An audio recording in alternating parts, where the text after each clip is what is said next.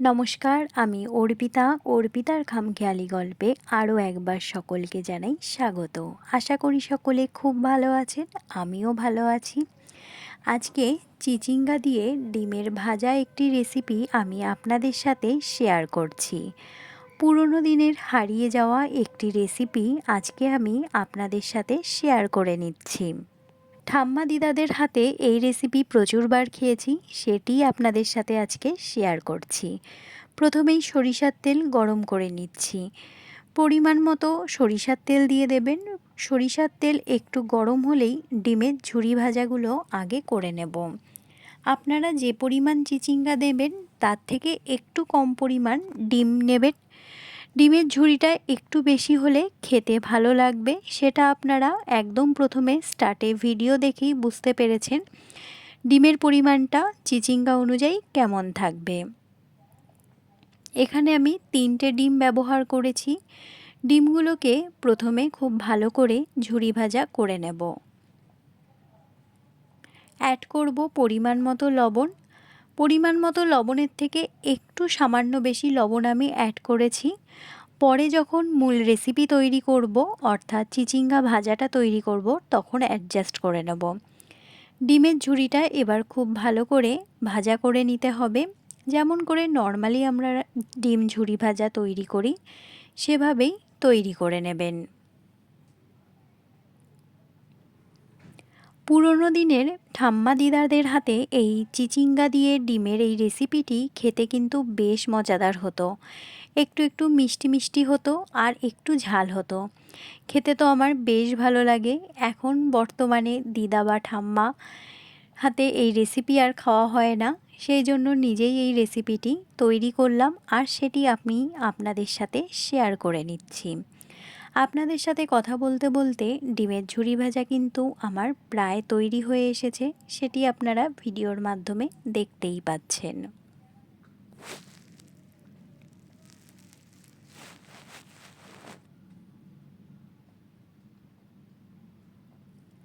ডিমের ঝুরি ভাজাগুলোকে এবার আমি একটি পাত্রে তুলে রাখব।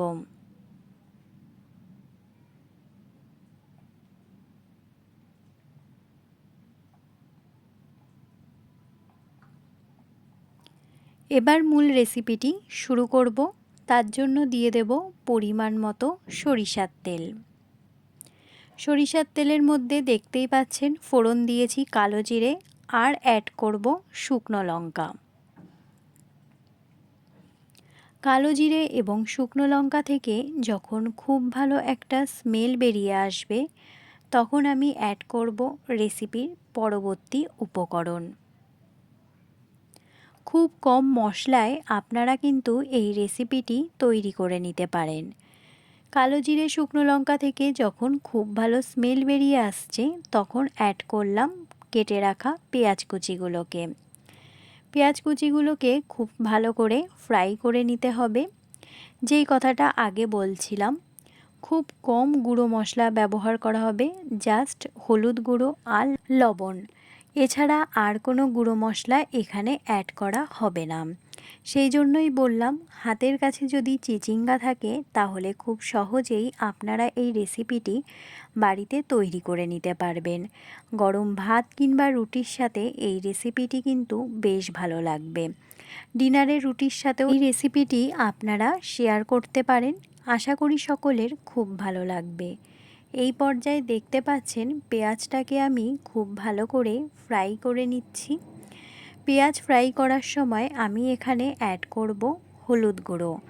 আগেই হলুদ গুঁড়োটা অ্যাড করে নিচ্ছি। যখন চিচিঙ্গাটা দেব পরিমাণটা অনেকটা বেশি হয়ে যাবে, তখন মশলাটা মিক্সড করতে সমস্যা হবে। সেই জন্য পেঁয়াজের যখন ভাজা করছি তখনই আমি তার মধ্যে হলুদ গুঁড়ো অ্যাড করে দিচ্ছি। হলুদ গুঁড়োটা খুব ভালো করে মিক্সড করে আরও কিছুক্ষণ ফ্রাই হতে দেব। এই পর্যায় পর্যন্ত যে সকল দর্শক বন্ধুরা আমার ভিডিওটি কন্টিনিউ দেখছেন কিন্তু একটি লাইক দিতে ভুলে গেছেন, তাদের সকলের কাছে আমার অনুরোধ, প্লিজ একটি লাইক দিয়ে ভিডিওটি কন্টিনিউ করবেন। আপনাদের একটি লাইক কিন্তু আমার কাছে অনেক গুরুত্বপূর্ণ। চলুন এবার রেসিপিতে যাওয়া যাক। এই পর্যায়ে অ্যাড করব কাঁচা লঙ্কা। এই রেসিপিটি তৈরি করার জন্য কোনো রকম গুঁড়ো মশলা মানে লঙ্কার গুঁড়ো ব্যবহার করব না। অ্যাড করব কুচি করে রাখা কাঁচা লঙ্কা। খুব বেশি ঝাল হবে না, কিন্তু আপনারা যে পরিমাণ ঝাল খেতে পছন্দ করেন সেই পরিমাণ লঙ্কা এখানে অ্যাড করবেন। এবার আমি অ্যাড করব কেটে রাখা চিচিঙ্গাগুলোকে।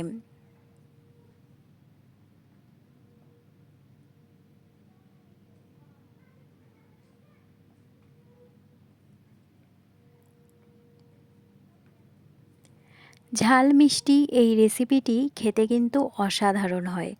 গরম ভাতে খেয়ে একবার দেখবেন, অসাধারণ স্বাদ হয়। রুটির সাথেও বেশ ভালো লাগে রেসিপিটি। দেখতেই পাচ্ছেন চিচিঙ্গা আমি দিয়ে দিয়েছি, বেশ অনেকটা পরিমাণ হয়েছে। কিন্তু যখন আমি মূল রেসিপিটি তৈরি শেষ হয়ে যাবে তখন পরিমাণটা অনেকটাই কমে যাবে। এই পর্যায়ে খুব সামান্য লবণ অ্যাড করেছি, যেহেতু প্রথমেই বললাম ডিমের ঝুরি ভাজার সময় লবণের পরিমাণটা একটু বেশি দিয়েছি সেই জন্য।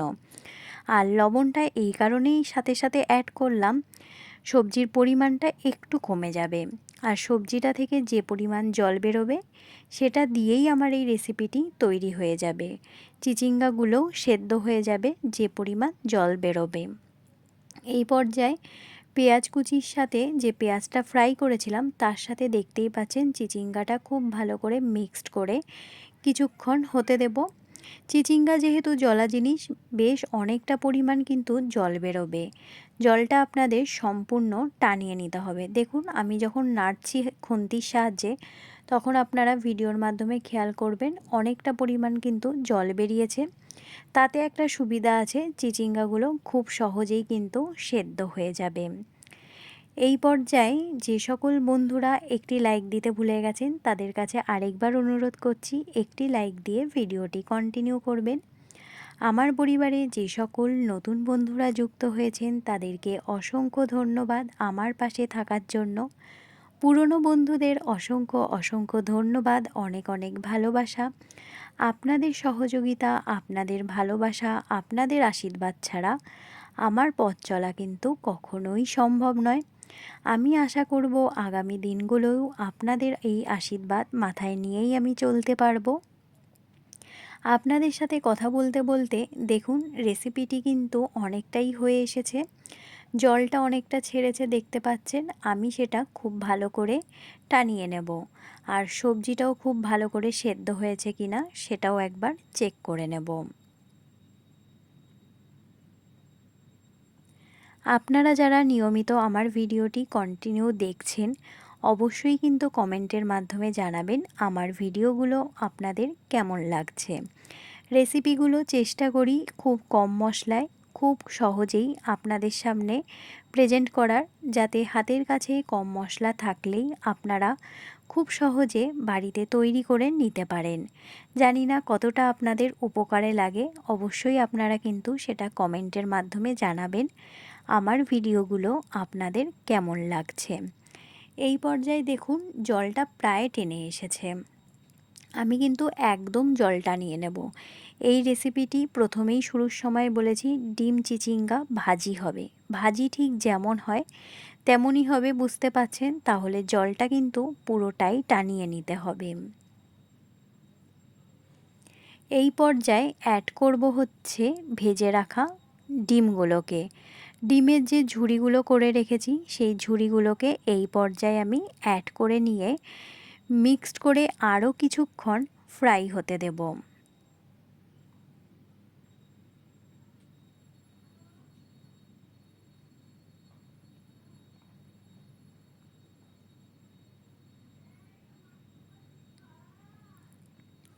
আমার তো গরম ভাতে এই রেসিপিটি খেতে অসাধারণ লাগে। আপনারা বাড়িতে তৈরি করে অবশ্যই জানাবেন এই রেসিপিটি আপনাদের কেমন লেগেছে। প্রায় আগেকার সময় আমার ঠাম্মা এই রেসিপিটি বাড়িতে তৈরি করতো, খেতে তো অসাধারণ লাগতো। আমি এর আগে আরেকটি ভিডিওতেও বলেছি ঠাম্মা দিদিমাদের হাতের স্বাদ, রান্নার স্বাদ এটা তো ভোলার নয়ই। কিন্তু কিছু করার নেই, তারা না থাকলে তখন নিজেকেই তৈরি করে নিতে হয়।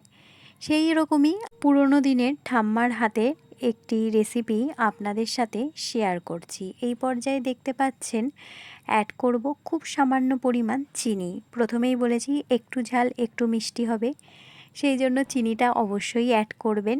এখানে অবশ্যই বলবো না যে চিনিটা স্কিপ করবেন।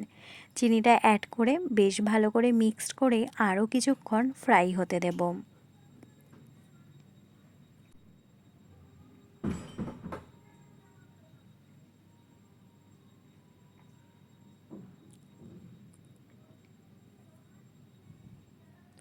আমার রেসিপি কিন্তু প্রায় তৈরি হয়ে এসেছে, জলটাও টেনে গেছে। এখানে ডিম ভুজিয়া আগেই অ্যাড করে নিয়েছি, অ্যাড করলাম নামানোর আগে খুব সামান্য পরিমাণ চিনি। এই পর্যায়ে দেখতেই পাচ্ছেন জলটা টেনে গেছে, মানে আমার ডিম ভুজিয়া দিয়ে চিচিঙ্গার এই রেসিপিটি তৈরি হয়ে গেছে। এবার একটি পাত্রে আমি সার্ভ করে নিয়েছি। আমার আজকের এই পুরনো দিনের রান্নার রেসিপিটি আপনাদের কেমন লাগলো অবশ্যই কিন্তু কমেন্টের মাধ্যমে জানাবেন। ভালো লাগলে পাশে থেকে যাওয়ার অনুরোধ রইল। আজ তাহলে এখান থেকেই বিদায় নিচ্ছি। অন্য কোনো দিন অন্য কোনো রেসিপি ভিডিও বা ব্লগ ভিডিওর সাথে দেখা হবে। ততক্ষণ সকলে ভালো থাকবেন, সুস্থ থাকবেন, নিজেদের খেয়াল রাখবেন।